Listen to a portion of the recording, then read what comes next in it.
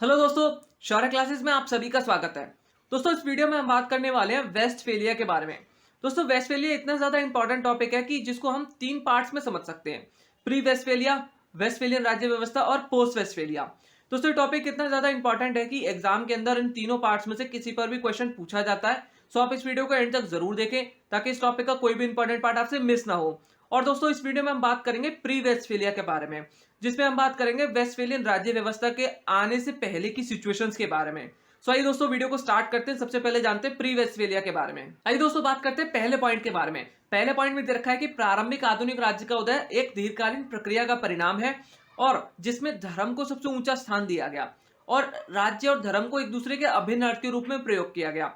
दोस्तों, इस पॉइंट में यही समझाया हुआ है कि जो राज्य का उदय हुआ वो एक दीर्घकालीन प्रक्रिया का परिणाम है, यानी कि बहुत लंबे समय के बाद और बहुत लंबे प्रोसेस के बाद एक राज्य का उदय हुआ और राज्य के अंदर धर्म को सबसे ऊंचा स्थान दिया गया और राज्य और धर्म काफी ज्यादा इंपॉर्टेंट हुआ करते थे उस वक्त के अंदर। इसके साथ साथ दोस्तों, ग्रीक नगर राज्य तथा पवित्र रोमन साम्राज्य विशेष लक्षणों को आधुनिक राज्य व्यवस्था के प्रारंभिक स्वरूप के रूप में देखा जा सकता है।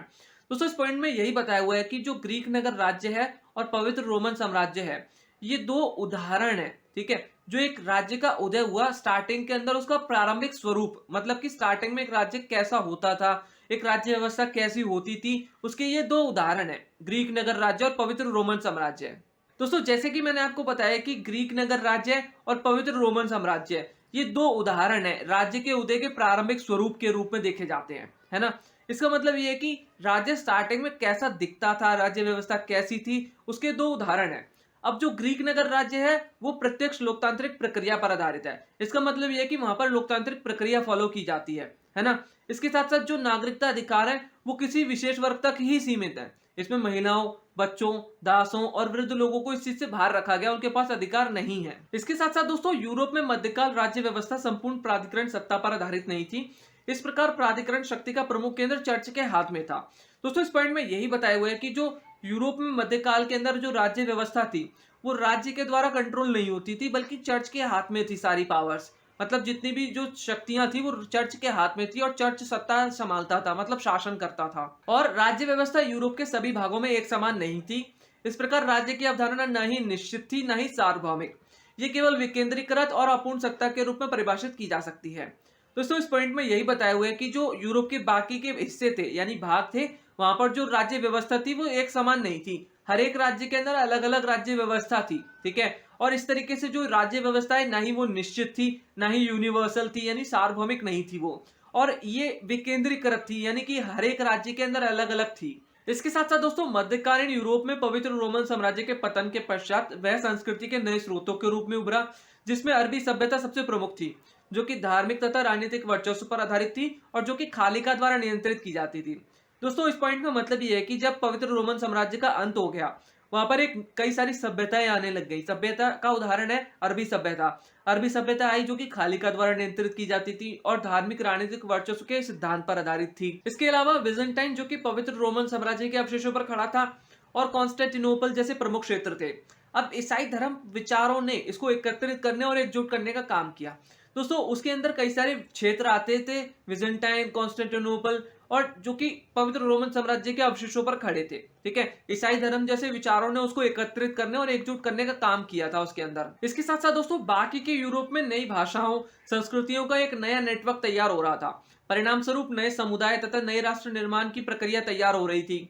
दोस्तों, इस पॉइंट में यही बताया हुआ है कि बाकी के यूरोप के अंदर नई संस्कृतियां, नई भाषाएं आई, ठीक है, जिसके चलते नए समुदाय, नए वर्ग और नए राष्ट्र बनने की प्रक्रिया तैयार हो रही थी धीरे धीरे करके। और अधिकतर यूरोपीय देशों में सामंतवाद एक महत्वपूर्ण व्यवस्था के रूप में स्थापित हो रहा था, जो कि लॉर्ड सिस्टम पर आधारित थी। दोस्तों, इस पॉइंट में यही बताया हुआ है कि बाकी के यूरोप के क्षेत्र के अंदर जो सामंतवाद है वो एक नई व्यवस्था के रूप में आ रहा था, ठीक है, जो कि लॉर्ड सिस्टम पर आधारित थी, ठीक है। जैसे ही पवित्र रोमन साम्राज्य का अंत हुआ, धीरे धीरे करके नए समुदाय आ गए, नई सभ्यताएं आ गई, नई संस्कृतियां आ गई, नई भाषाएं आ गई, ठीक है।